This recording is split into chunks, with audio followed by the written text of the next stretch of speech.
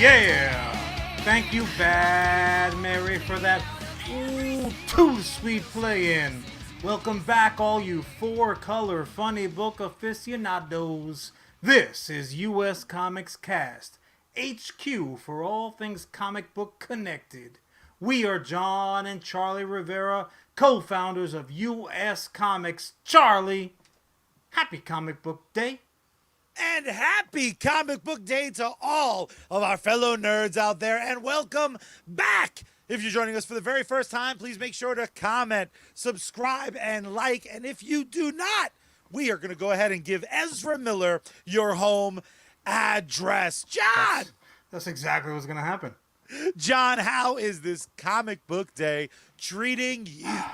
I mean, Ezra Miller watch aside, and I do have multiple cameras set up outside, Charlie, there is just so much going on in the four-color funny book world. News heavy. Fucking Marvel artists are body-shaming MCU actors. DC's thinking that celebrating Latin heritage means tacos and flan. It's not. Yeah, I mean, it doesn't have to be.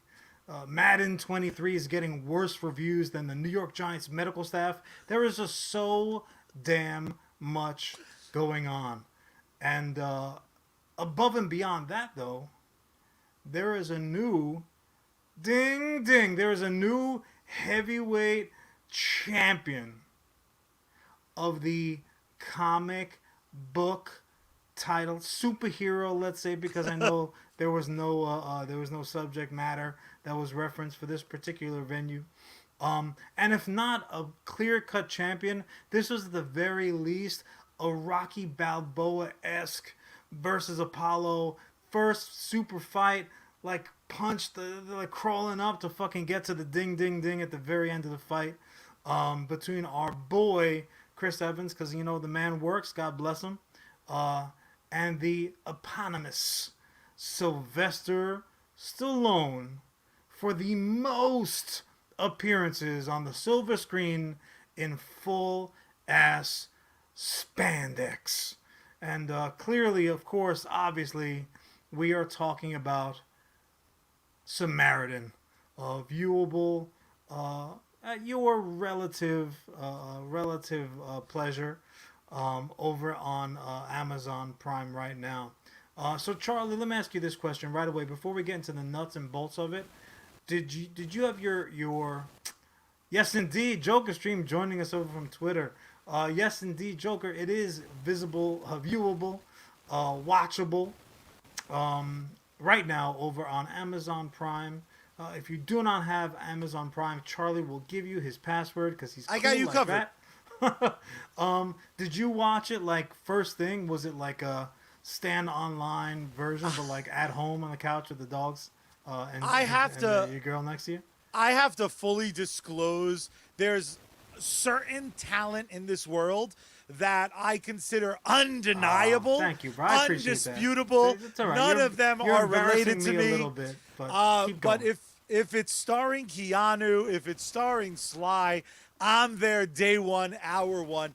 So despite a questionable trailer, I sat down and I was ready to ding ding. Along with Sly for the fight. That trailer just goes to further prove the point that we've made here on this illustrious video podcast several times. But Kevin Smith did far more eloquently that trailers are like a fucking art form in and of itself. Because regardless of how I may have felt about Samaritan specifically, I could have definitely cut a fucking dope ass trailer for it. If people were like on the fence about watching this flick, my trailer would have made them want to watch it because there were more than enough moments here. But I just, before we even get into the nitty and the gritty and the oh my god diddy, I want people not to forget Sylvester Stallone. When I say that he's Chris, 106 and a half years old. So Chris Evans, as we know, obviously has portrayed Captain America. He has played Johnny Storm, but he's also been in The Losers. Yes. which is a comic book adaptation. So a lot of times people talk again Ryan Reynolds, Deadpool, but also as well as Green Lantern, infamously, Josh Brolin. No, he did not play Grimace. He was actually portraying Thanos, the erstwhile bad guy for like 52 films, even if name only. But obviously had a dynamite turn his cable. There are multiple two-timers out there. Chris Evans is a three-timer, but now your boy Sylvester Stallone, my dog keeps on thinking I'm calling him. He's like, what is it? Sylvester Stallone. This is now he's a three-time champ of the spandex wars. Obviously, we all know Judge Dredd. Yes, the most spandexy of spandex pants, and a cod piece you God could fucking ride home on. He not only that, he insisted Sandra Bullock getting to them spandexes too. So that's a personal thank you, smart man, Sly, from me to you. But he got my gift basket. But now you go ahead and you add Samaritan to the mix. He obviously has. Wait, what was the third? Dude. Oh, so Guardian. King Shark. 4. King Shark. It's 4-time, baby. 4 times. This motherfucker knows how to work. I mean, he gets paid, and as Joker mentioned already, with an upcoming divorce settlement, all those checks are very well accounted for. We could have probably gotten her on the podcast and be like, do us a favor, recount all of his superhero roles for us. But we'll put the personal stuff aside because Sly's my boy. I'm always team Sylvester. He's just gonna improve it. Come on, Sly don't keep a car more than 3 years. He ain't keeping a wife, son. I mean, she was around pretty long time, but that all being said, we'll leave that alone. He was waiting for his Samaritan check. So I have some thoughts. Yeah. But I'm gonna throw it right to you, Chucky Boy, because I don't want to run away with it. So you sat down, you had your little lightly sea salted popcorns. What'd you think, man? What was your first impression as you sat there watching the movie unfold? My first impression as things transpired the way that they transpired, my recurring thought was Sly has never made a bad film. This won't be bad. If Sly's in it, he's like, for me, a charm factory. So there's only so low a Sly film can go. With that being said, this joins the bottom of the Sly movies I enjoy list. I will absolutely watch it again if I'm rocking You are a habitual list maker to the point. Yeah, where, I love it. Oh, just think of the man hours. Look, Charlie could be a botanist at this point. He could have launched a rocket to the moon from the backyard. Unbelievable. You and your damn list. Ellis is checking in over from the Facebook feed. I hope Samaritan is a Bible movie. Hook people with action. Then he just teaches everyone about Jesus. I gotta tell you, there was a little bit of that. This movie was like a charcuterie board of mediocrity. But the nice thing is that I'll take those crackers. I'll take your cheese. I'll rock a little salami. It's still good, man. Charlie's just checking. He's like, there was like a hoochie coochie board. I don't know, some shit. A charcuterie board. You know what I meant? For me, I'm not gonna put it like rank it on a list because I'm not a child. Well, you owe the people this. Say this. We got to be consistent. Okay, the audio listeners have checked into like, what the fuck are you doing with your thumbs? So how about how do they know I'm doing shit with my thumbs, John? Because I told them you don't make no damn sense. 6th grade problems that we got called to school about. Like, look, those thumbs are going everywhere. You know those dinosaurs that had like the dagger thumbs? I'm like, that dinosaur is the more fearsome motherfucker I've seen. One's got hook toes. I don't care. T-Rex could swallow me whole. I don't give a shit. Thumbfucker is the worst dinosaur in this whole book. Is his name Thumbfucker? Because let's do that movie. It seems to be like your child. If you threw a cape on the dinosaur Thumbfucker, it would be Charlie Rivera. Oh, I'm changing my name as we speak. But I want to ask you this question because Yeah. obviously, again, you were going to be, you're a, some people are star fuckers. Charlie is the most loyal, loyal Yeah. fan. So like, if he likes you, if you're and look, no one is more grateful for their franchise fucking loyalty than yours truly, because Charlie's like, wow, John, that was fucking great what you just did right there, and 99% of the time it won. But if Charlie How gets on dare board with you. your fucking franchise, you will sell tickets for life. It's For true. life and in advance and loudly. But I want to play a little game, Charlie. Yeah. Thumb fucking aside. I want you to take this flick exactly as it stands. Yes. The way it was shot, the plot, the performers, the lighting, all of it, the soundtrack, everything, even the fucking trailer. Yeah. And even on top of that, and most importantly, the delivery system. The fact that this flick was on Amazon Prime, Yeah. 99.9% of us are fucking. We already owe our soul to the company store, so we all have Amazon. Let's not kid ourselves. But I want you to take all of that into account. I want you to pluck out one tiny thing, maybe not tiny, like maybe 5'9.5". Pluck out Sly Stallone from the equation. Yeah. Yeah. Now tell me what you thought about this movie. Jesus Christ, did you see this piece of shit Wow. Samaritan? What a dog shit 90s. Oh, someone call the accurate. cops. They stole Fantastic Four, Rise of the Silver Surfers quality. Holy shit, those costumes look terrible. What the fuck was that idiot babbling about? Who ties their beard at the bottom? Like, we get it, bro. You have a long beard, you fucking geek. Yuck. You know what, Charlie? I will say this. You might tie your beard at the bottom like a second-rate Johnny Depp. But you know what you don't do? You don't have two of the same tattoo on your body. Homeboy had the hammer, had the hammer bad guy tattoo on his chest and on his face. You're like, you never know when a bitch is gonna have to see me with my shirt off.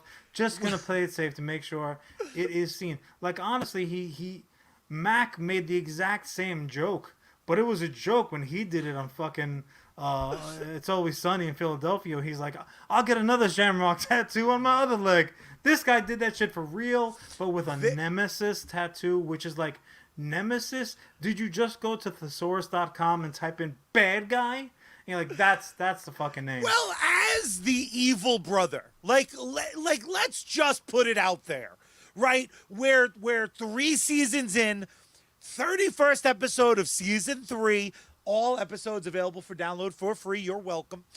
I'm the evil brother, right? There's no fucking chance I would call myself Mustache Twirler. Like, come on, me. Come on.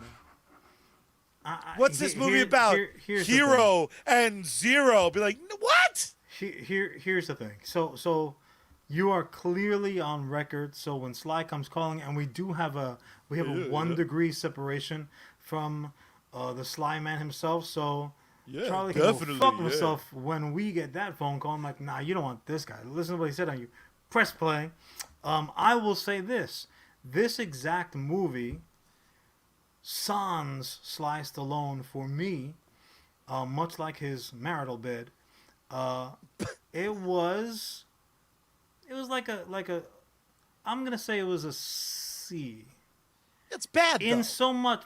Here's the thing. I don't use those terms, bro. John, rank it in the letters. Charlie. That's a ranking system. Charlie's like, A, yeah, no, B, C. I agree with this fucking rule, and then proceeds to break it consistently. Charlie, like Charlie Murphy said it best. Charlie is a habitual line stepper all the time. That's how you Charlie know I'm will the bad yell at brother. you for breaking a rule while he's breaking the rule himself. Oh, I didn't mean me. I do whatever the fuck I want.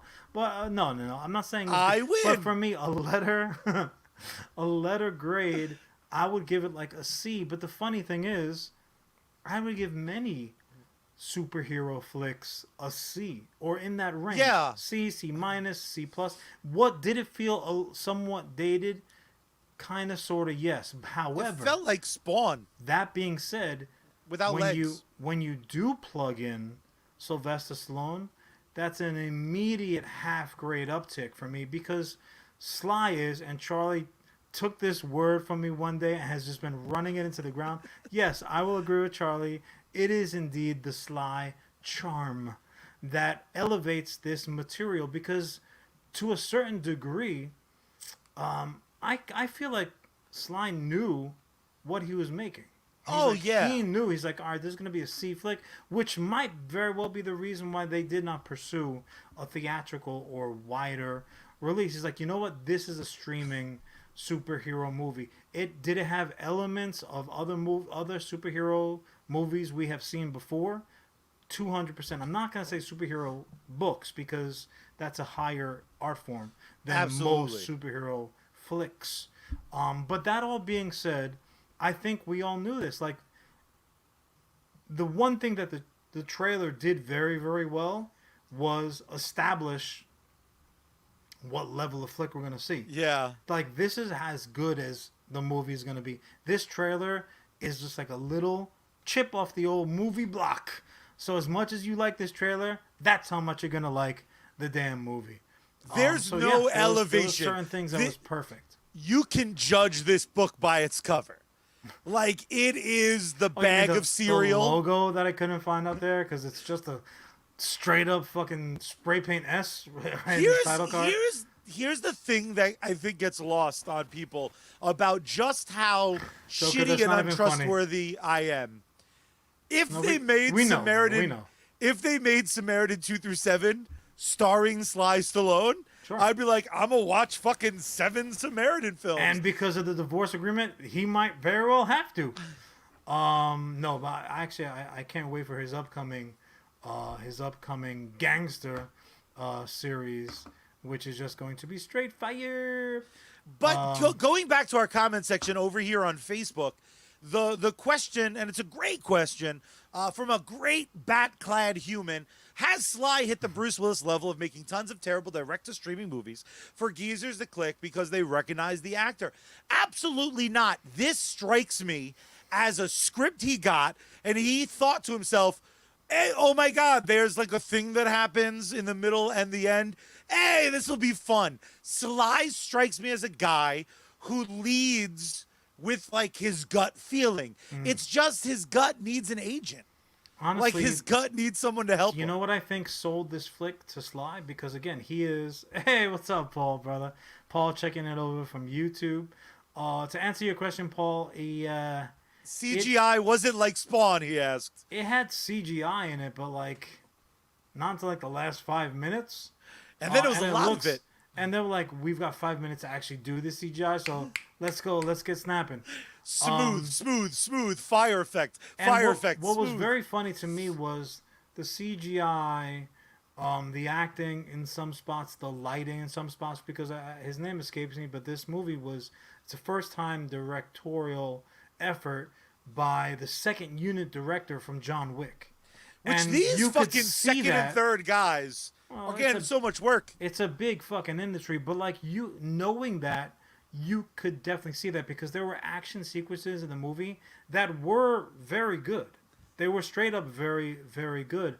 But then there were just certain elements where you're like, oh, but what about this? But what about that? I kind of watched this in an academic way. I didn't just like sit down just to enjoy it. Had this movie dropped in like 1990, which is how a lot of it felt, that's exactly how I would have.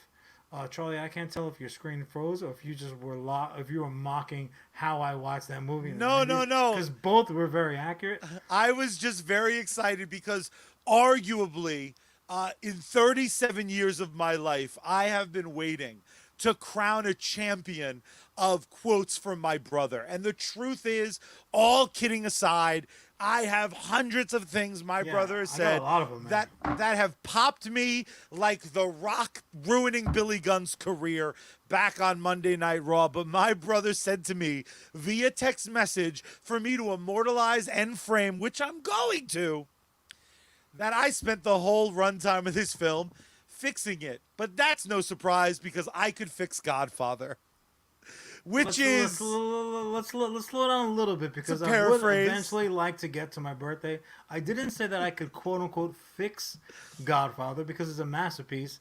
I just said I can make it better, and I stand by it. I definitely could have made that shit better. But that all being said, it's I did okay. I think I could have made Godfather a better movie too. Yeah, is better. the quote I'm getting Better. Not tattooed on my fixed. forearm. Yeah, get it right, Holy motherfucker. shit. But that being said, let's run through.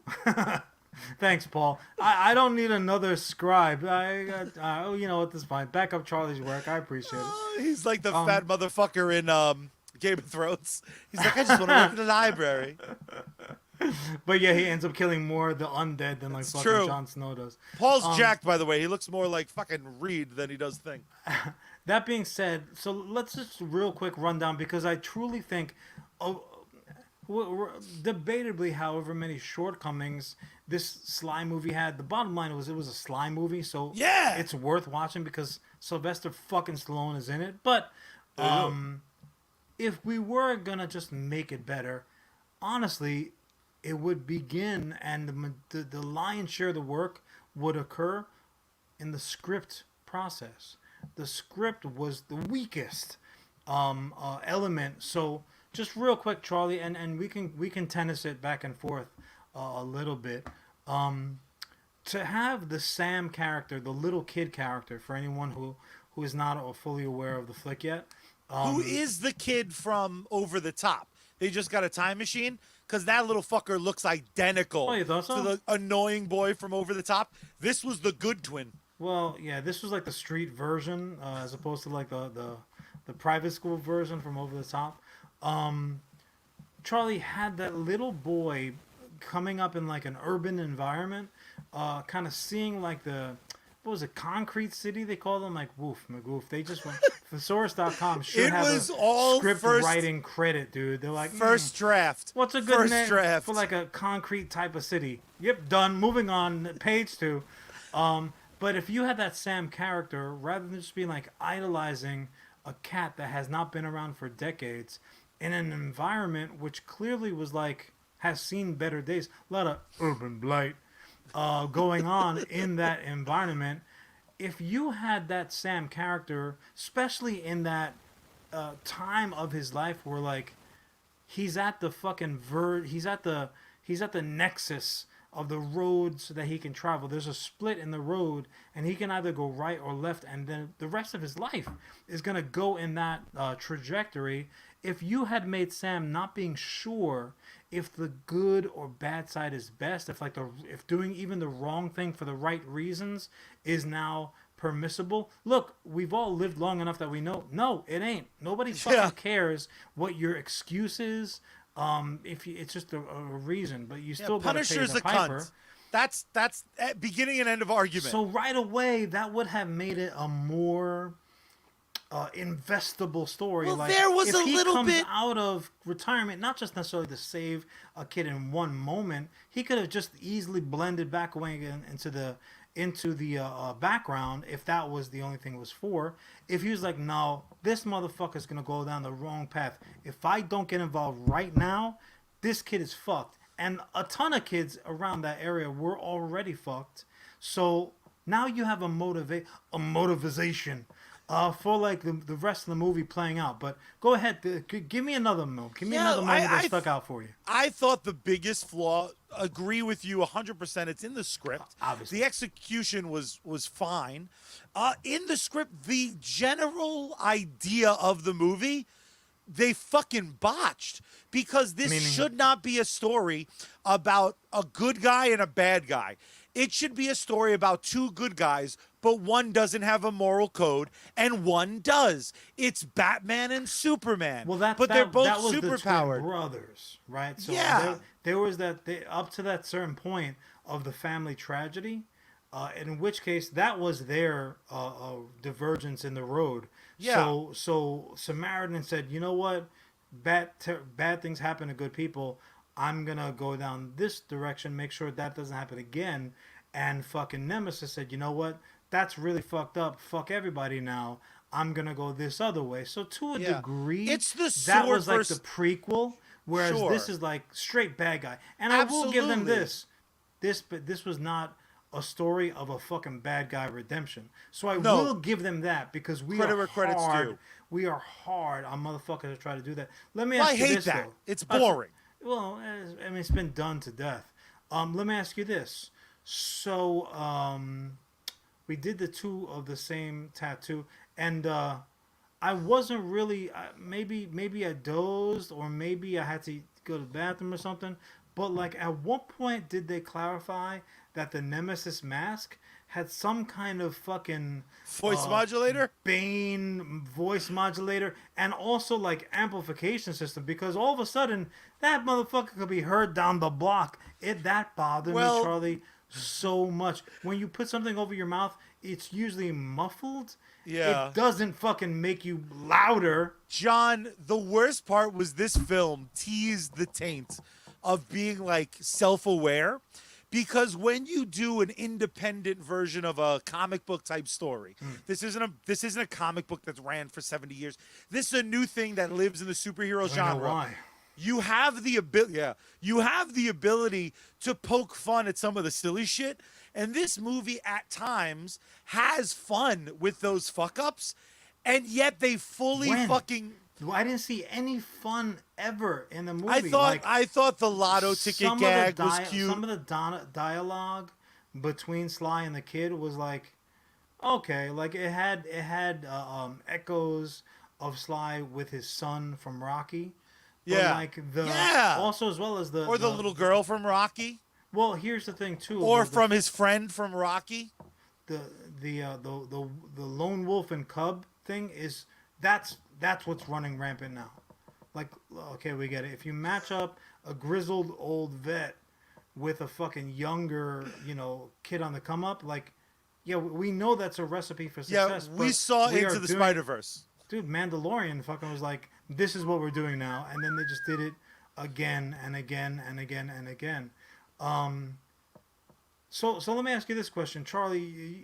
You're out there, even in this the very tail end of these COVID days. You're very much out there in the world, and the world can be sometimes a dangerous place, and sometimes you get into some shit. But let me ask you, even Charlie, who is a fucking well-known and recorded non-confrontational motherfucker, Charlie, at one point do you stop shooting at the guy who has clearly established himself to be bulletproof? Like, you're like, this 8,000th bullet, this is gonna be the one that's gonna get through. Like, stop shooting at him. Run away, nameless bad guy.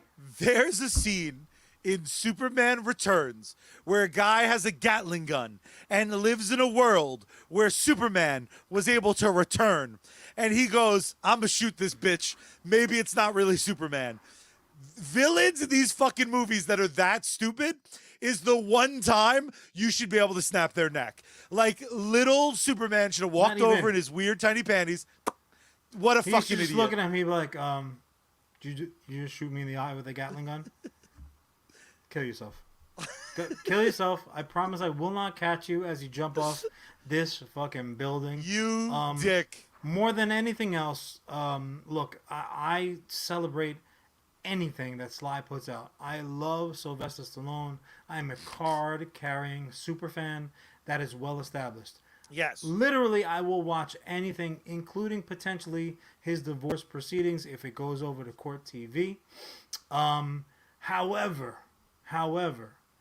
he deserved better than this flick. The one last thing that I'm going to ask you about, and then we can move on with our lives. So the sledgehammer. What the fuck? Fuck, dude? John, what I fuck? rewound the film because I was like, I thought this was about mutant brothers, and they were like, nah, this in fact about mutant brothers Also, you can make hate weapons. Let me tell you this, world. If you can conjure your hate into a weapon, many a desk mouse would have the fucking abilities of Thor. Ooh. Because I have, John, the amounts of remotes you've charged up with furious anger are nearly limitless. So, movie, go suck an egg. Just the New York Mets alone would have created more maniacal, deadly remote controls than even Nemesis could shake a stick at.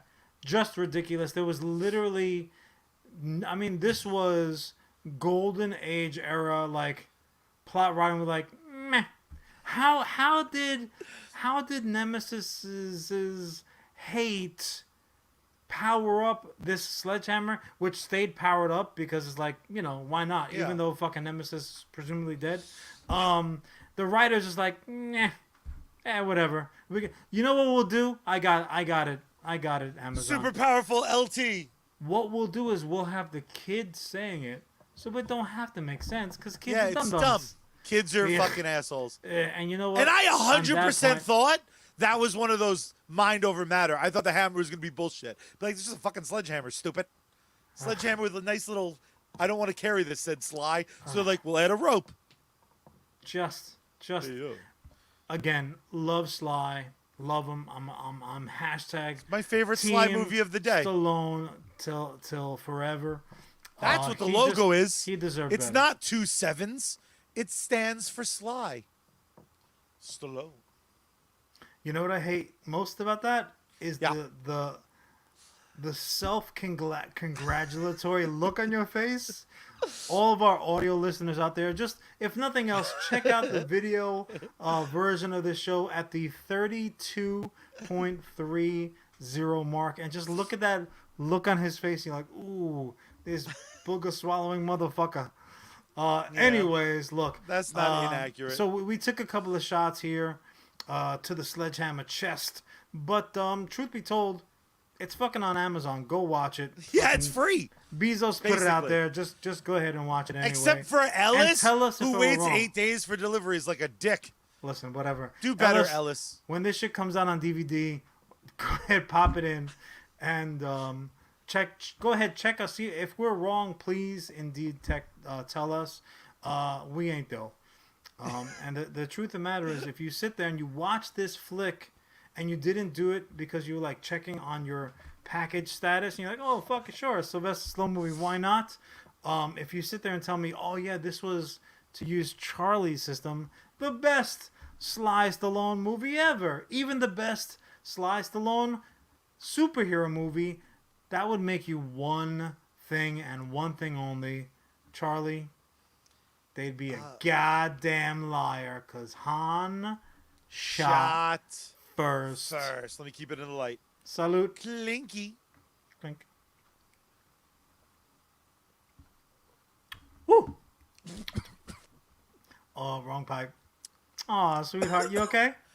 I remember No, my first shot, too. I'm in pain, John. Yeah.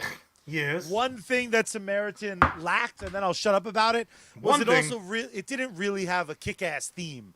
And what I need in my life to really get my fucking fire burning is a goddamn theme, and one of the greatest themes of my childhood.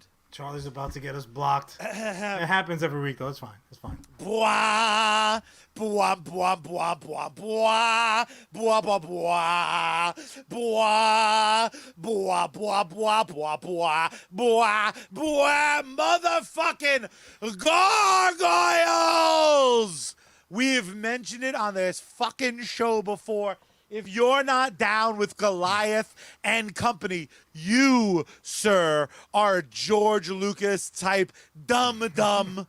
And you're denying yourself the pleasures and fucking joys of Gargoyles. And my dear brother, for years I have found myself barking up the wrong goddamn tree because I've been saying, when is Disney gonna make a live action movie? When is Disney gonna? No, stupid. Movies, as great as they are sometimes only an hour and a half. Sometimes you don't like the voice actors. Sometimes the CG is wonky. I'm looking at you, Last Turtles movies, you dicks. Why'd you do that to me, you transforming motherfuckers? No, John. The greatest format anything I love can live on is a 4-color funny, and Gargoyles lives.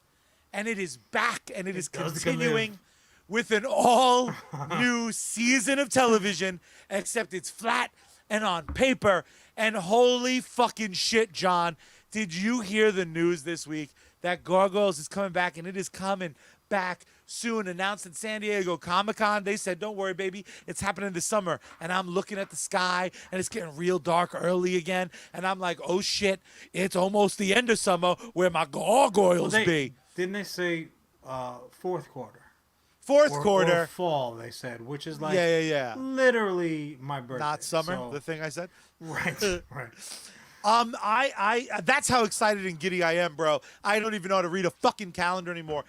We've talked about them before, but I need to know, you were outside of the cartoon watching age when Gargoyles hit the tiny screen, except one of the main characters looked motherfucking just like you, but with a delicious little ponytail. What are your Disney memories? owes me money. 100%, or they can just cast you when it does hit the lives. What are your Either way, there's money initial? involved. That's right, and we love money. What is your Disney's first? gonna cast me, and Charlie's like, "We love money, but you're not gonna get into my gargoyle check." I don't think you understand your contract with the show. Fuck. I get 51% of everything. That's unfortunate. Everything. Give me some of those pops, John. What was your when Gargoyles is mentioned? Yeah. What's that first thought? What's your oldest memory? Was it just me running around the house being like, that guy looked like you? Look at his armor. I was a dumb little kid. I mean, I don't necessarily agree with your usage of the word "was." So it's interesting. So much to most people that meet us, much to their shock, I'm actually the older of the siblings between the two of us. So this animated series, October 4th, 1994, and it ran to February 15th, 1997, which would have made me 17 years old when it dropped, and Charlie somewhat younger. Tiny bit younger. A lot younger. A little bit younger. You're only getting older, bitch. So see you Tuesday, fucker. We came up in for many years in a single TV for the kids usage household. So Charlie, being the youngster, look, he had his block of time to watch TV. Most of it was total trash. Just hot, stinky garbage. However, I had to watch something. And luckily, there were bangers in Charlie's lineup, like said Gargoyles. Gargoyles was a dynamite, mature cartoon in those fucking late 90s for young strapping teenage lad like myself, where I could cuddle up beside my little feety rocking brother, and we could watch something together. John had to endure SWAT cats to get to Gargoyles. No, I didn't. No, I didn't. Yeah, so like it was thoroughly enjoyable for like an older kid. And look, I sat through some real trash out of my pure love for this fucking baby face. But Gargoyles was a pleasure to sit through. It was just, yeah, exactly right.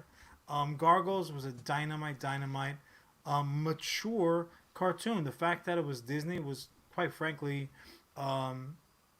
shocking. Even though it shouldn't have been. Fantasia is nightmare fuel. Disney kills parents fucking right and left. They could have been called the Black Death back in the day. But no, Gargoyles was dope. Gargoyles leans in heavy too in the first 2 episodes, which act as like the pilot. They kill so many gargoyles. Given they're stone at the time, but they don't fuck around. Comment. Not only did I'm talking about that next, because I think this is the center point of the conversation for today. Dynamite. Ellis dropped in on Facebook saying continuing a TV show in a comic is weak.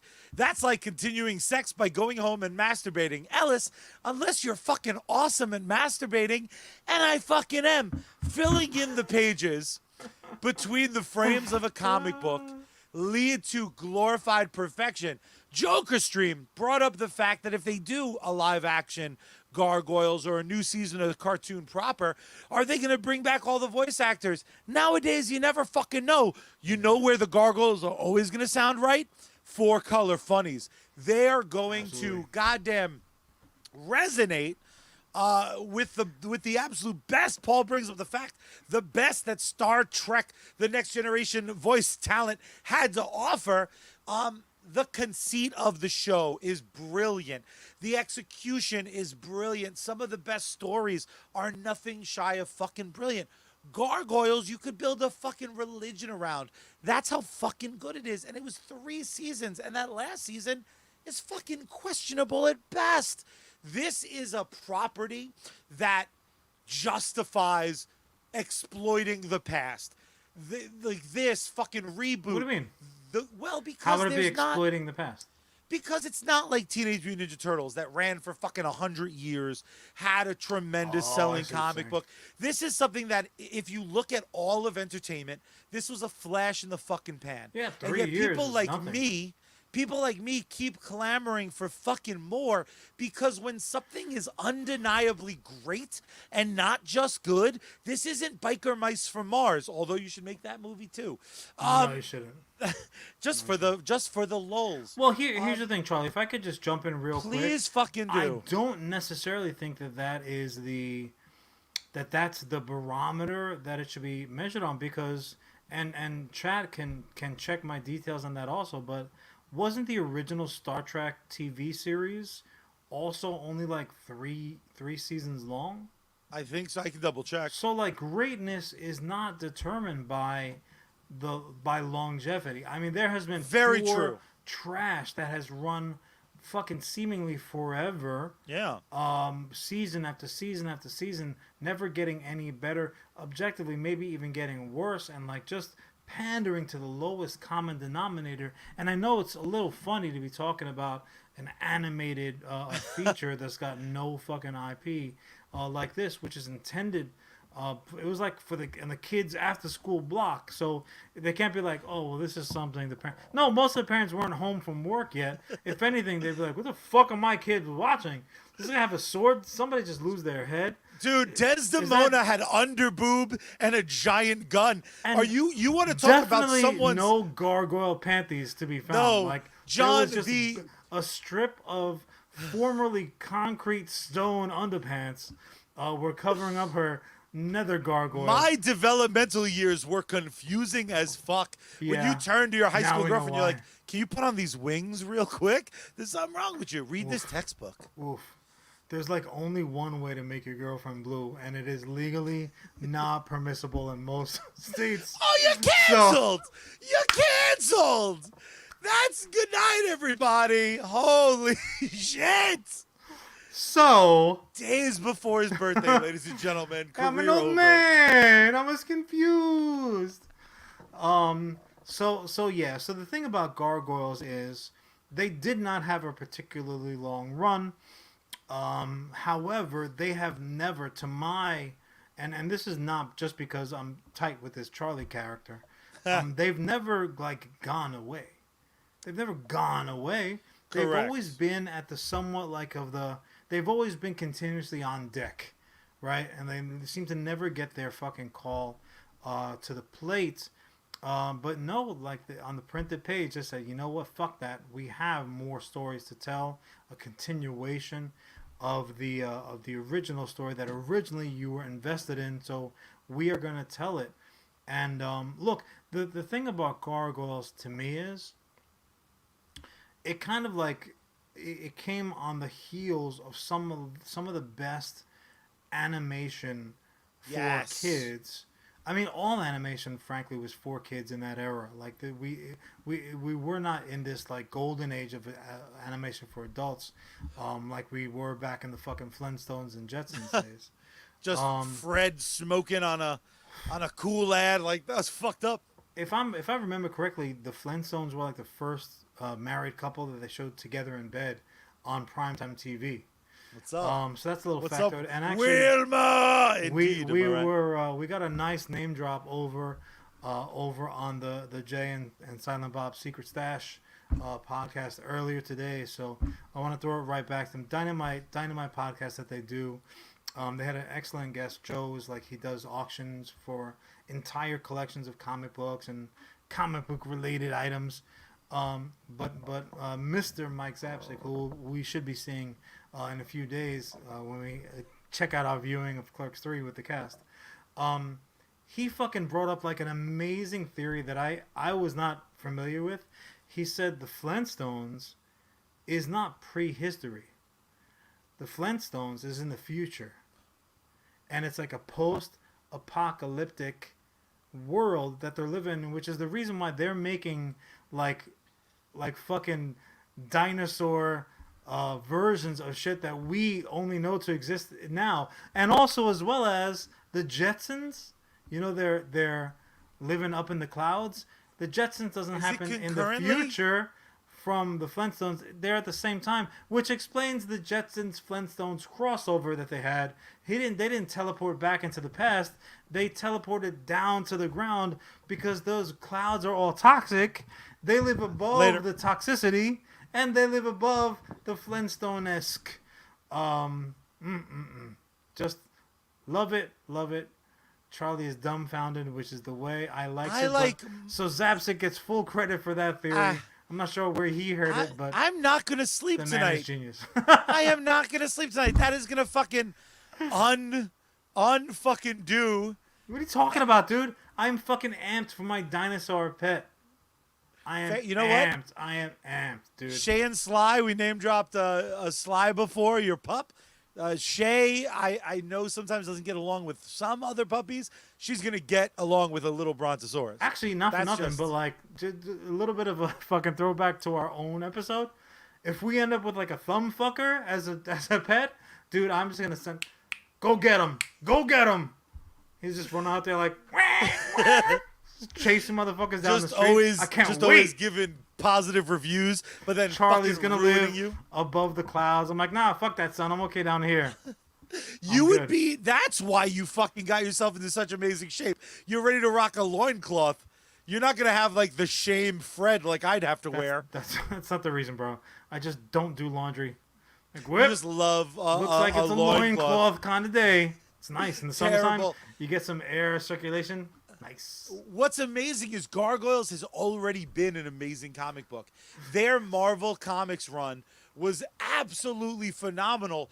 And there's been some debate online about whether or not this new comic is going to pick up from the end of the Marvel comic or the show. It's obviously picking up from the end of the show. So yeah, because the Marvel comic was a world apart from the show, yes, right? It was like you know, this is what they look like. You kind of know they have a shared history, but it was like the further adventures of, right? Yes, it was. It was a bit sad, which gave them the freedom to be a little bit mature. Charlie it was almost had an definitely image just staring at his vibe. own image in the fucking shared. He's like, This what? time, this I My love turn to me. talk.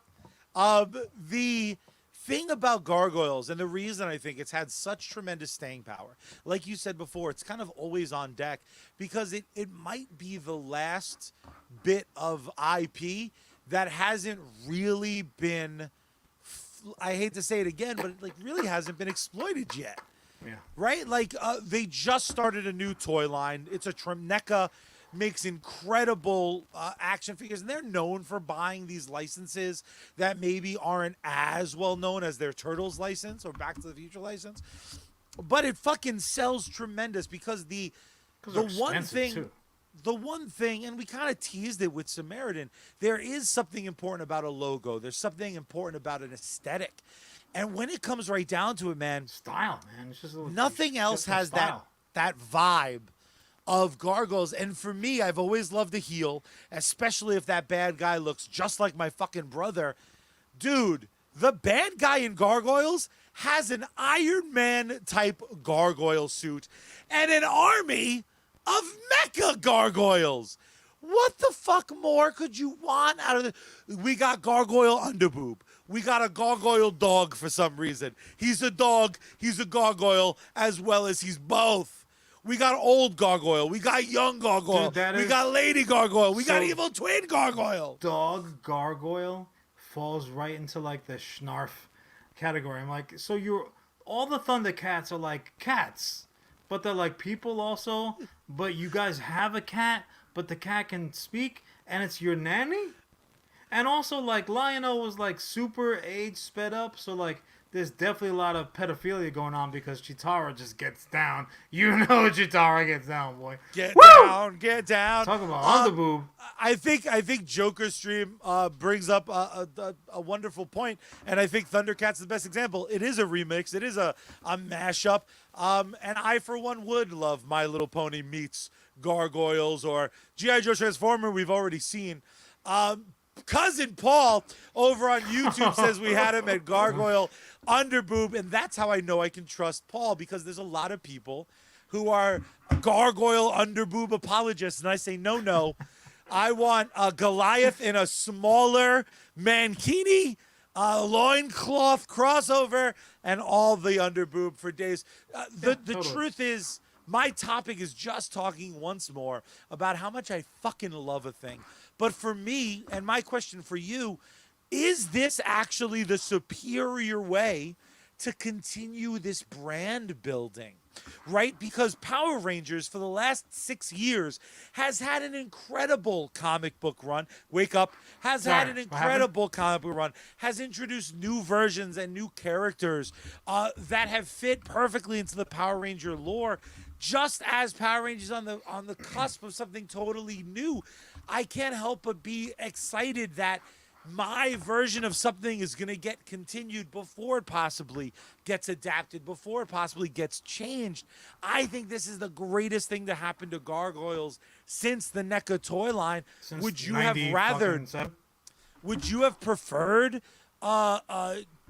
just more of a toy line? Would you have preferred a live action movie, a special on Disney Plus that delves into the show more? Is this we gave you all the money, we gave you the Gargoyles license, Disney's ready to roll with whatever you want. Is this the route you would have taken? Well, look, I mean, comic books have comic books have often been kind of like the redheaded stepchild of the entertainment industry. When a show is canceled prematurely, fucking make a comic book about it. I mean, you know, we were talking about Kevin Smith. I mean, how many times was he able to continue a fucking story? You know, in the 4-color funny pages. Sometimes, look, you use the tools that you have available to you. Personally, I think that yes, the era of the Gargoyles, it's ready to pop. It's been fucking long enough. And Been clearly, percolating. I mean, it's got a rabid fan base that's ready for it, and then this is the type of material that absolutely will create new fans. So like, there are original Gargoyle fans that have kids to bring with them to go see whatever the fuck, if it's on TV, if it's streaming, if it's in theaters, if it's in the comic shops, wherever the hell, make it available. You're gonna get new viewers, readers, fans also. So I say that for right now, in this moment, without that underswelling, without that hashtag, without the bots getting on board and pushing an agenda, I think that the comic book run is the best way to go about it. But I'm very thankful that they're finishing what was started. Like, I want to see that story till its completion. Yes. Or at least into like a satisfying, like, Thanksgiving meal. You sit back, you unbutton your top, let the belt fucking go, and you just kind of sit down and belch it out. Like, Gargoyles, better than most, deserve that. They deserve that. They've earned it with the quality of their material. Do I hope for something further? Totally. It's funny you talk about live action. Gargoyles potentially would be as live action as the live action Lion King. Motherfucker, ain't nobody. They're not casting any of these gargoyles. I don't want to see what the gargoyle casting call looks like. Like, oh shit, you gotta get some reinforced benches, and the casting couch needs to be solidified for show. But yeah, no, I think inevitably we will see a live action, especially as a lot of this technology becomes cheaper and more available, and they can just do it. I'm also worried about that voice cast because I don't care if Yeah. they're claymation. I don't care if they're animated like like a cartoon version. I don't care if they're fucking Beast Wars style animation, or if they're like we were talking about, fucking Lion King level, where you can see the little fucking hairs on Desdemona's underboob. I'm worried about the voice actors because they have to sound right. We've already lost Ed Asner. Yeah. Keith David, obviously, as Goliath, is the single most important. He is Like, Keith just David record his as shit now. Goliath. He's like Optimus Prime level. The character has to sound right. Without that, nothing else really fucking matters. I think that's honestly the most important thing. Yeah, obviously I would love live action, whether it's a feature or series. Personally, I don't give a fuck. I just want more, baby. And the nice Yeah. thing about comics, there's always that potential for 100 issues of the Gargoyles comic, and sign me the It's been fuck up. 25 years. 25 years. The time is now. The gargoyles are once again awakened. Fucking they raised that castle back above the fucking clouds and shit. What Fuck a yeah. clever Just workaround. if nothing else, and you know me, if a story is worth telling, it had better be worth telling for a reason, not just as a pure entertainment. Because you can go fucking fiddle you diddle. If nothing else, Gargoyles taught us one thing: if at any point, even the most remote possibility of you being frozen in a particular position for hundreds of years, don't make it this. Goliath, what the fuck are you doing? You do not pull a Rodin. You do not pull a thinker on the fucking highest point of a castle, even if it was in merry old Ireland. I love that all of his what are you boys were thinking? like, they watched their leader strike the pose, and the rest were like, fucking lame. Oh, Yeah. Like, what were they doing? They were like so angry at the sun. Like, dude, relax, dude. Relax. Yeah. They're not vampires. You know, you would do something. You would just be fucking even like the crotch chop. Yeah. Like you would just ruin that whole family portrait. But the most important things for me is if there's no other takeaway in anticipation of this comic book's glorious return, go rewatch on Disney Plus Gargoyles season 1 at least, because holy shit, is that some legitimately good entertainment. Yeah, it's fucking dynamite. Doesn't make a difference what your age is. You can watch it with your kids. You can watch it secretly. And they watch need it on the your money. phone, on the The toilet. Gargoyles people at Disney, they need their fucking movies checked, son. What do gargoyles even eat? I don't even know. People. I don't even know. Annoying people. Anyways, look, if you want to say your word about Disney Plus's fucking bills, how about we take care of some bills of our own up in here? Charlie, why don't you tell the good people how we do exactly that, will you? Absolutely. And today's episode is brought to you by Nuts Tape. Nuts Tape. If you need your nuts to not be drooping, Oh. Nuts Tape. No. I need some My dear good friends, nut cleavage for my new photo. we are not like other podcasts who sell out for any random duct tape for your nuts or a brand that's willing to pay. No. Today we are brought to you by one of our absolute favorite bands, and that, of course, is Bad Mary. You heard them during the intro. You're going to hear them at the end of the show. If you're wondering where else you can catch their act, you can go ahead and follow them over at Bad Mary Band across all social media platforms. You can support them over on patreon.com/Bad Mary Band. You can stay up to date over at badmary.com for merch and upcoming performances. But my absolute favorite part is their entire discography is available on every single music streaming service. So go check them out. Damn straight. Charlie coming correct. I do have to ask you one question though, Charlie. Where we dropping? with Sergeant Finesse. You can find him gaming on both Trovo and Facebook. Multiple streams every day. Outstanding video game content, supporter games, co-streams, giveaways, contests. Don't be a sucker. Check him out today. If you need to pick me up today, and I sure as hell do, go ahead and follow the White Rabbit over to sneakenergy.com. Use code SGT at checkout. When the Sergeant's on deck, you salute. GG, son. Joker stream over on our Legitimately very Twitch comment section. He asked if either of us had a hardback copy of Secret Wars. No, but I have some friends in the comic book business. So I'll find out. So come back next week, and I'll have an answer for you. I have a softie. I've got a soft collected version of it. And at one point in my life, I had my 80s singles. Holy shit. One move or another, God willing, they were just misplaced and they're floating around someplace. But I wouldn't attest to that. Odds are that they've been lost to the ages. Sure, lost looks behind at my bookshelf. Son of a bitch. So Charlie took us back to yesteryear with Gargoyles. And what did we determine? Like 25 years ago? Yeah. And when they went off the air, very sad day. It was a sad day, right? It kind of left you wanting more, like most great things ultimately do. And also, bitch's formerly last name of Stallone. However, I want us all to cast our memories back a little bit further, about 5 years prior to those events, taking it to about 30 years back. And Charlie, I would say it with as much certainty as I said anything else today. And today was largely filled with bullshit by myself. There was an even sadder day that we all collectively had to sit through. And the worst thing that can possibly happen is when there's a death of a loved one.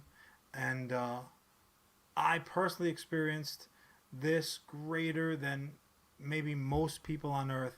And that was the day 30 years ago when Superman, Clark Kent / Kal-El of Krypton died. We are 30 years removed from the black bag. 30 years removed from a collector's edition that absolutely you can pick up for about $3.25 on eBay. Multiple copies, polybagged, sealed up shut. One of the worst days of my comic book fandom life.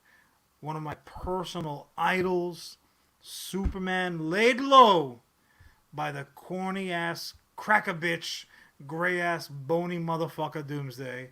Oh, what a sad day. Interesting. Because 30 years ago, there was a chubby little 7-year-old who looked up at his given handsome and studly brother while you sat there waxing poetic about Superman with our cousin Elliot. Hey, Elliot. And the two of you seem pretty goddamn psyched about Superman being dead forever when a little 7-year-old boy with hope in his fucking heart said he can't stay dead, right? Charlie.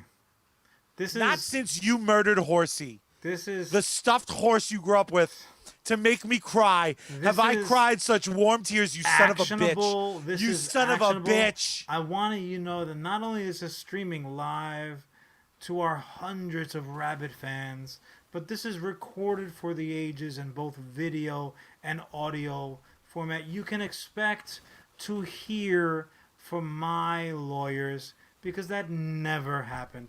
This is just one of these little chubby dreams. Charlie, there was nobody more upset over the death of Superman. And it's not about like, oh, he'll never come back, because even in those young innocent days, I knew in we were on our like book sixth Phoenix. Fucking dead meant nothing, but it was like seeing an undefeated football team take a fucking loss in the Super Bowl. I'm looking at you, New England. Fuck off. No, this was. It's not that he fucking took one for the team. It's that he was inevitably, irrevocably, and irreplaceably the last one to take even a temporary dirt nap of all his contemporaries. He was the guy who stood above, if not floated above the competition, and now he was just like a regular chump. He was a regular sucker, like all the other four-colored do-gooders out there who also had taken their time, taken a dirt nap. They had danced the dance with the Reaper themselves. Now he was just laid low like any one of these chumps. And I don't know about you, and I realize you were very young when it happened. But in kind of like the subsequent years, and as your comic book appreciation matured and you became a little bit more sophisticated as a reader, truly, I want you to cast your mind back before we go into the reason why this is all brought up. In looking back at the way that this was handled, the death of Superman, you know, they sat around these writer rooms over at Detective Comics, and they said, like, what are we going to do with Superman this year? What's the arc going to be? What are we going to do with Superman? Send him to Krypton, give him another kid, this, that, and the other thing. And every year they would throw out, let's just fucking kill him. He's been around forever. He's the first. Let's just fucking kill him. And every year, like, and then what? Kill him, and then what? Like, what's the next? And this is what they came up with. So, Charlie, in your sophisticated knowledge now, how do you think that they accomplished this? Like, what's your take on how they went about laying down my underwears on the outside buddy, Kal-El? I don't think it was ever handled better before. I don't think it'll ever be handled as well again. This was news. This was playground news. This was teachers talking about it. News. Literally front page of the newspapers. This is before social media determined how much news that we deserve to get. This was like in print. I distinctly remember the mad dash. It was two directions. They were the people who were desperate to think they were going to become like rich and retire over these bags. And there was like the instant second and third printings. I remember being that kid who genuinely was heartbroken that the Man of Steel died. I don't know that they could ever do this parlor trick again. I mean, the black you bag, were young. the armband, the funeral scene. I was 7. Yeah. This was maybe the first heartbreak that I remember. Not the last. Not even close. It was handled so well and so beautifully and so. I mean, the best part is this goes beyond the gimmick. The story was really eloquently told. It was slugfest executed in the middle of the street. Bro, fucking this was Rocky 5. It really was. Except instead of if he dies, he dies. The fucking monster was like. That's Rocky 4. So go ahead and cancel. I meant the opening credits of Rocky 5. Subscription to Amazon because you do not deserve to watch Samaritan again. Doomsday is just like touch me and I'll sue. So just to touch on Ellis's, Ellis Optimus died in '86. So he was like a Reagan death. So he proceeded. In his funeral services. I blame Rodimus, that piece of shit Hot Rod. Go fuck yourself and your flames. Get out of here. But no, Charlie, I respectfully must disagree. I thought it was a shitty, unsophisticated way to laying low the greatest there ever was or ever will be. I think it was a shitty way to do it. Introducing a fucking character that no one had ever even heard of. All right, that's fair. Introducing a character no one's ever heard of or seen. One that looks goofy as fuck. Oh, his superpowers is calluses and fucking bone spurs. They basically they reduced Kal-El to a fucking bruiser. right? So you go ahead, you make a team dynamic.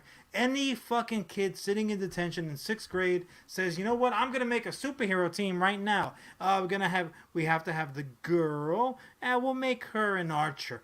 You gotta have the leader. The leader's gonna look just like me. We're gonna have like a little guy, like my little goofy brother who's sitting at home right now watching Gargoyles, and we're gonna have a big guy, a big, tough, strong guy.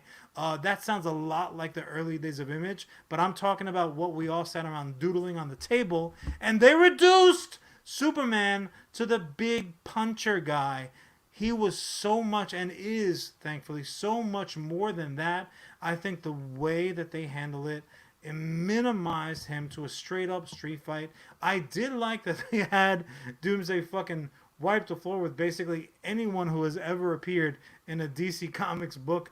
Prior to that, he was laying motherfuckers low right and left. Doomsday. Hated Doomsday's design. I thought he looked terribly generic. You didn't like the trash man costume? I didn't like his fucking green basketball shorts. I didn't like any of it. Now, one could potentially say, John, you just are so in love with Superman that no matter what they did, you were not going to like it. And I cannot say here that you're wrong. Because, well, first and first, mostly, at this point, we'll never know. Yeah. No matter what they he could have gotten a space Kryptonian cold and fucking died of Kryptonian COVID. And I'm like, no, why would you do that? I don't really fucking know. Ellis checking in from Facebook. It had to be a new character. No one else is strong enough to punch Superman to death. Yeah, that's true, Ellis. But you know what? Look, and I subscribe to only a few kind of like musts. I don't make lists because I'm not 12 years old. I try not to talk about creative arts in terms of like good or bad, fucking meat and potatoes dumb thinking. I tend to think of things as like, well, I like this. I love that. This other thing wasn't for me. However, when I do say something effectively, I didn't fucking like it, or even worse, that sucked. You, creator, fucked this up. I can't ever possibly say that unless I could come back with, this is how you should have done it. Like if we were talking about Godfather. This is how you should have fucking done it. One day we will talk about the specific scene that I'm talking about. I'm joking about, but seriously, not really. I do have the shackles. I'll go get them if you want. So I would have gone with a much fucking different approach. I would not have this been a straight up fucking Rocky 5 style fight with Tommy Gunn, Charlie, get your Rocky movie straight, in the streets to death. He fucking pulled a Mr. Mackey on him. He fucked them all to death. I will say this though. I'll give credit where credit is due. I liked how they brought him back. The fact of like the conceptual thing of like, look, Superman, the Kryptonian body is a fucking solar battery. And he didn't necessarily die per se, emo flip, actually, per se. He just kind of like, he used up the entirety of his resources. So he's like, I'm fucking done. He pulled an Energizer Bunny when it tips over, like, you can't. And then had to lay there in his fucking golden eagle statue, slowly absorbing sunlight to come back. And this is, of course, after the entire fucking reign of the Superman fiasco, which I also did not love. Image so that Superman was the best. I'll give him credit. Huh? I said Image's version of Superman was the best fake Superman, and he still secretly sucks. The one thing you can't deny, though, John... No, Ellis, he wouldn't. He did lose that fight to Muhammad Ali, but Muhammad Ali was a goddamn gentleman and a sportsman and a pacifist. So even though he could potentially have punched Superman to death in that moment of depowerization, he wouldn't have, because Muhammad Ali is all love to Allah, my brother. But it's a good point. You cannot deny that some of the iconography that comes out of Death of Superman, it's undeniable. Like Superman with a mullet, as Joker says. Yes, what a good look, as I kind of have one now. No, the bleeding S, that's a striking image. That is iconic in its own right. The The funeral scene, him laying in Dude. Lois's arms. Have you read the novelization of The Death of Superman? I have it. It is tremendous. The Death and Life of Superman, rather. Which is a novel. Roger Stern, credit where credit is due. It was dynamite. It's a great fucking read. That It really visual of his tattered cape waving in the air, Oh, it was Lois brutal. holding onto his tremendous It was hairy brutal. barrel chest. Yeah. That stuff, His Cavalesque hairy chest. there will always Awful. Ellis, it was fucking awful. And Like yeah, heartbreaking, not we're awful, talking awful. about we're talking about dessert as if the meal that preceded it doesn't matter. The meal fucking matters. Superman deserved better than a fucking punch fest to the death with the fucking Gray Hulk with bones. But that all being said, look, that's debatable because Gray Hulk with bones basically. sounds like a snack at Halloween Horror Nights at Universal Studios. Hulk with bones, baby. Can I have a Hulk, please? Do you want it boneless or with bones? Hulk with bones, please. Just a green With pot bones, roast. please. I'm a purist, bitch. Actually, I want the plant-based Hulk, so I don't think there's bones in that shit. They give you faux bones. Oh, this place is fancy. But that all being said, look, we can argue until we are blue in the face over how it was handled. It happened. They did it. They fucking laid my That man motherfucker low. was KO'd. Woof, boy. No. To use another further Rocky reference, this was some Rocky 2 shit. They both went down. It's just that, Superman took That a long doesn't mean time that to they get up. weren't knocked out. It was a double KO. Mind your business, Charlie. Go watch Gargoyles. But that all being said, whether we liked, loved, hated, or were nonplussed over how they did it, they fucking did it, right? They did it. They jammed him into the fucking statue base with just a little tiny light, just like straight up pyramid style. Ancient Aliens, I love it. And then they let the four, I can't believe it's not Superman. Superman's run around. Including a black guy in armor. I don't think that's the real one.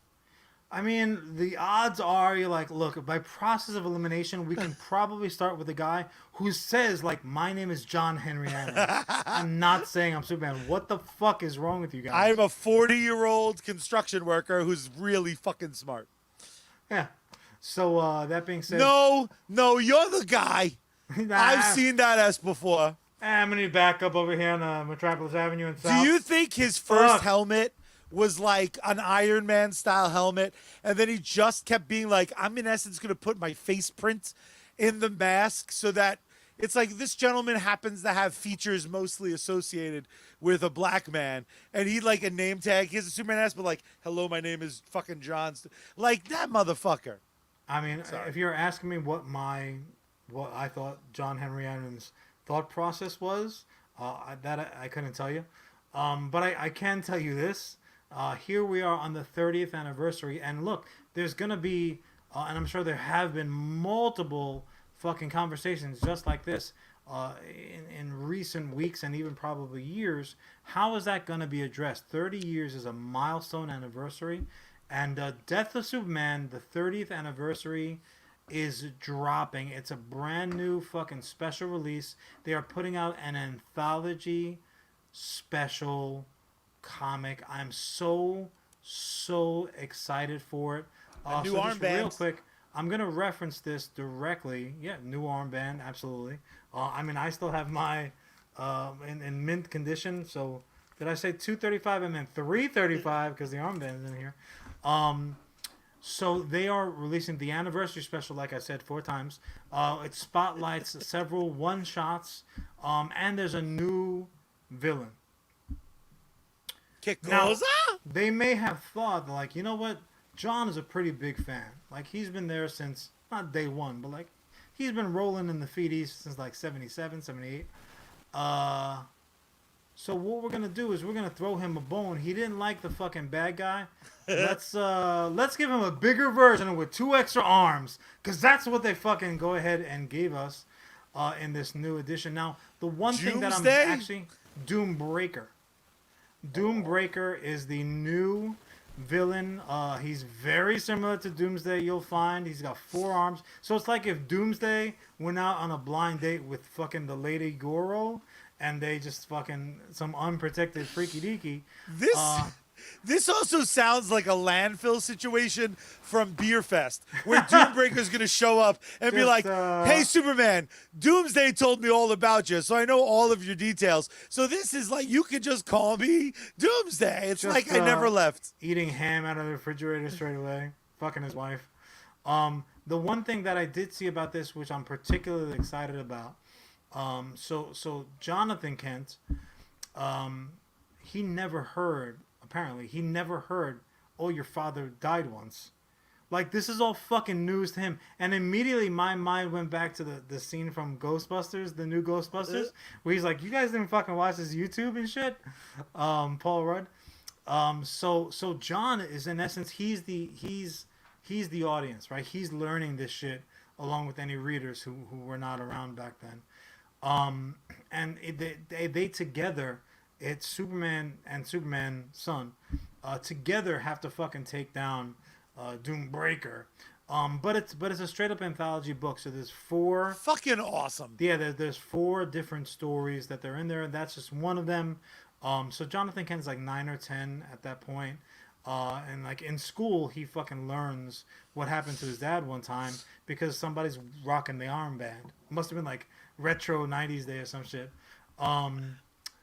So there's that. They have 1 chapter or quarter, which is kind of based more on the Kents, like their reaction on a one-for-one basis, was they fucking see their son that they raised from a hole in the ground to the world's greatest superhero.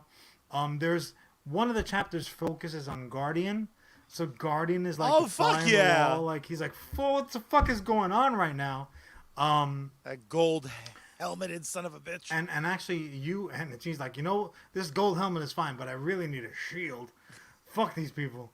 But you had mentioned it before. John Henry Irons is also got like a feature.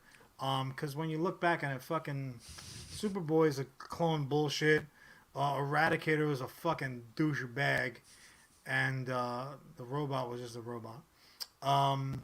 So this Cyborg. is something to look for. Yeah, cyborg. So it's the anniversary special. Look, anniversaries, acknowledging anniversaries, even for bad things, is a good thing. It lets you reflect on like old wounds, and you get to really take the opportunity to realize like how much healing has really happened, because we have seen some amazing Superman content since that day. And I'm not talking about Superman Red, Superman Blue. I'm talking about like the good fucking things. But also, as well as, we get to kind of look back and reflect on the bad. Like, okay, why was I so jammed up at this time? Yeah. Why did I feel this way? Maybe you look back on certain things that you like, that hurt me. I'm going to close that door forever because it sucked. And a lot of times, like, this sucks. I hate this. And it's just because, like, it affected you. So maybe some of that, I will go ahead. I'll give it a reread. Well, it's 30. This is comic book time, Ellis. So, yeah. So, Superman's kid is 9 at the time, but our 30 years is not their 30 years. Fucking Batman has been like fucking John Hamm age for like 60 years. So, and according to the commercials, he's just now admitting that he tried to fuck Flo, and she actually was like, nah, we're good, John Hamm. I find it amazing that 30 years later, whether or not you think the quality of Death of Superman was good or bad, it absolutely is the best version. The animated Death of Superman movie is fucking terrible. When the Snyderverse took their at-bat with Doomsday from Jump Street, it was one of the worst fucking things I ever saw. So it's funny now we might finally have a Doomsday story, a Death of Superman story, that maybe passes mustard. Well, they're not, to my they're big not bro. changing the Superman death. They're not changing the Death of Superman story. You don't like, think the recontextualizing won't help? No, it won't. You're like, no, it sucks. They're like, it's not that he fought Doomsday to death. They actually had like a space chess match on the like they can't change that stuff without like. Well, they could. I've seen the new 52. Do you see it anymore? Touché. Oh, that's right. So, no, they can't change it. They honestly, they can't effectively even apologize for it now. They can only do their little dancing around it. They can't change the main course. They could just fucking change the side dishes. And like you mentioned, the dessert matters, bro. The dessert is what you're going to ultimately end up going home with. So I had mentioned, look, this is what we're getting.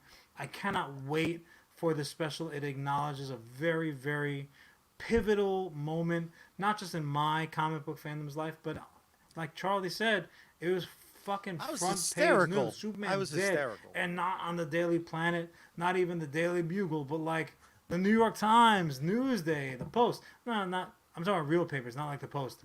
But it was fucking everywhere. Shots fired, New York Post. You Post. So we're getting 4 chapters, Awesome. side chapters from that fucking day. I'm just really looking forward to it. I really am. Even for nothing more to be like, I was right. I was fucking right. This they did my boy sucks. dirty. So let me ask you this, Charlie, because I know that you were a very impressionable comic book fan at the time that the 4 we saw it mentioned. That's one of the first things that chat mentioned. So the 4 the Reign of the Superman, as those titles were collectively known about. There was the Steel, famous from Shaq's movie. Oof. Look, fucking, I will watch Samaritan 2 through 7.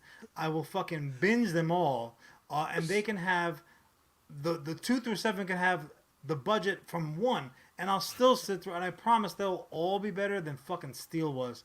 Ooh, Shaq, I hope you never hear this because you could literally eat me for breakfast.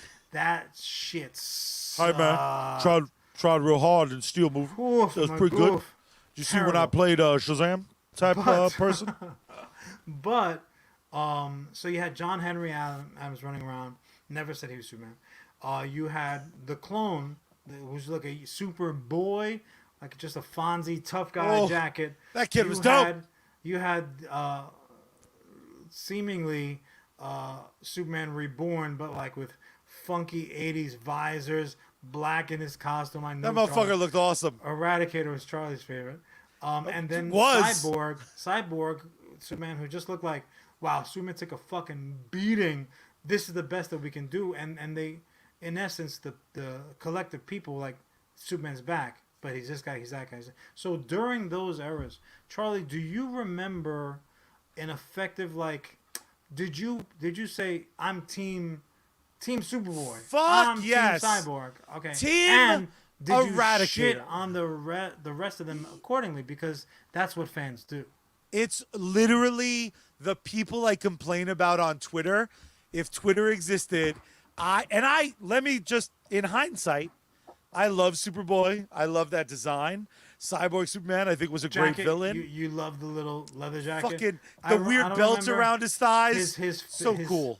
His multiple flash dance belts. They're like holding up. He's wearing a unitard. What the fuck were they holding up? That was like, where's your motorcycle, Superboy? Yeah. Where is your fucking Harley Davidson? No, sir. Don't got one. Just got the jacket. For me, I was so Team Eradicator. I thought this was their answer. Stop laughing at Ellis. Can you please just catch Ellis's Futurama reference because it is dynamite. Ellis is just coming with Chef's the kiss. today. I think it's safe to say comment of the episode goes to our boy Ellis on Facebook. Well done, Ellis. For me, Eradicator, I thought the idea. So Punisher Superman was your favorite. Just because it felt like an answer to every. Shut the fuck up! I'm talking. Don't yuck my yum. I thought it was a very aggressive. Answer to the people who were kind of sick of the Boy Scout. I personally love the Boy Scout, but I thought this was their very obvious answer to that argument of like, Superman's not badass enough. Be like, this is the most. Look at his sunglasses. He's so fucking cool, and he has gloves. Fuck it, giant shield. You know I'm all about the bigger the S, the better. And this motherfucker's ass was double the size of his torso. You know, Alex Ross was sitting at home. He's like, 100%. Get my pencils, bitch. I love the big. He's so clearly was inspired by Image Comics. The big flowing cape. It rocks. Legitimately a shield. It's just like Captain America's shield on his chest. because he was fucking bulletproof as jello. Like Ellis said, there was a bunch of Superman, but with Eradicator, this ain't your dad is Superman. I mean, you literally have his quote in front of you, and you're I wanted to misquoting him. paraphrase. Charlie is like a New York Post reporter with how accurately he's reporting this shit. The New York Post reported Superman is fine. After him, it's fine. He'll walk it off. It would be like Fox News, be like, Doomsday is the real hero. This illegal alien has used our resources. Might be right. Even though there was no Fox News at the time, but yeah, let's not quibble over details. Look, the bottom line was this was like such a big news that when they're like, before them though, and they did. I mean, it was somewhat Lex Luthorish in that they're like, we are gonna make you pick. We're going to make you pick. Now, here's the thing.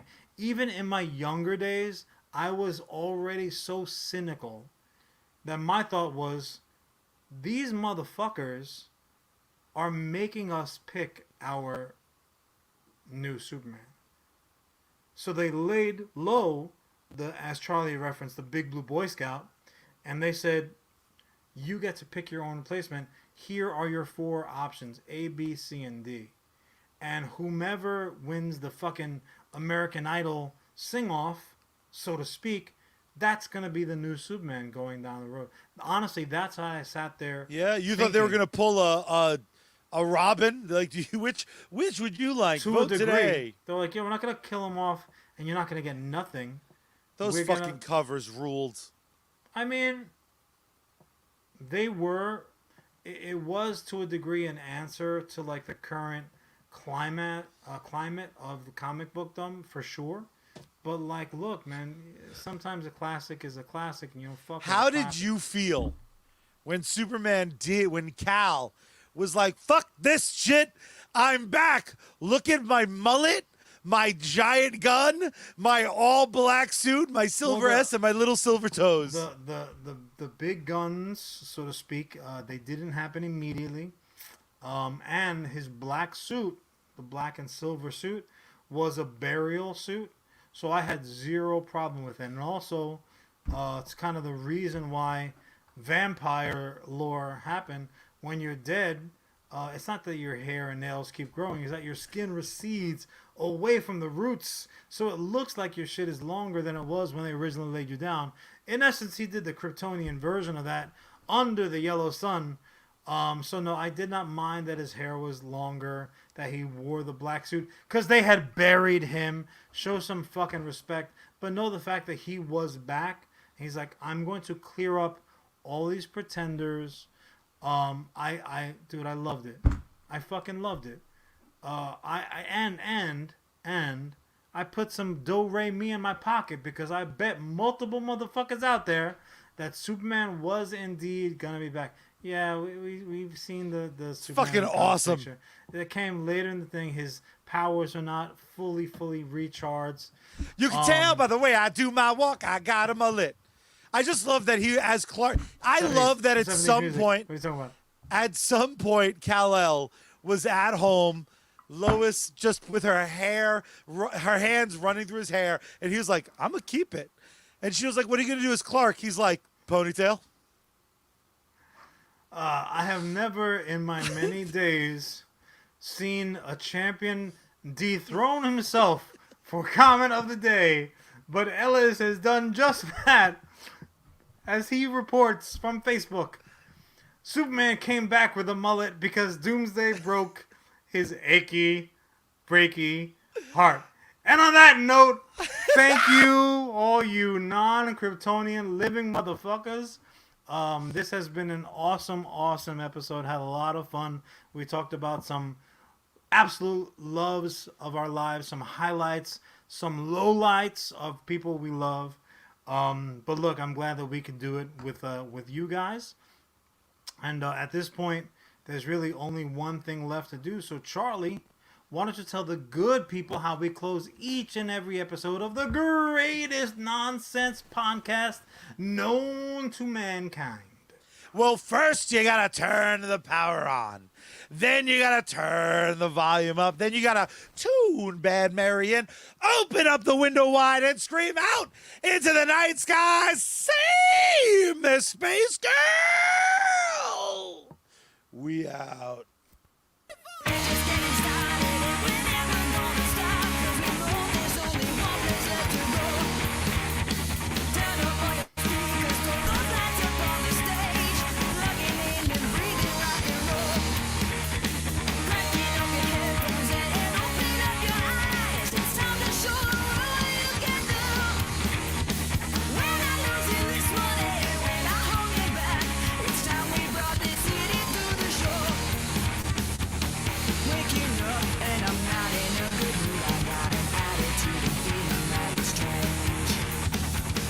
Lacing up my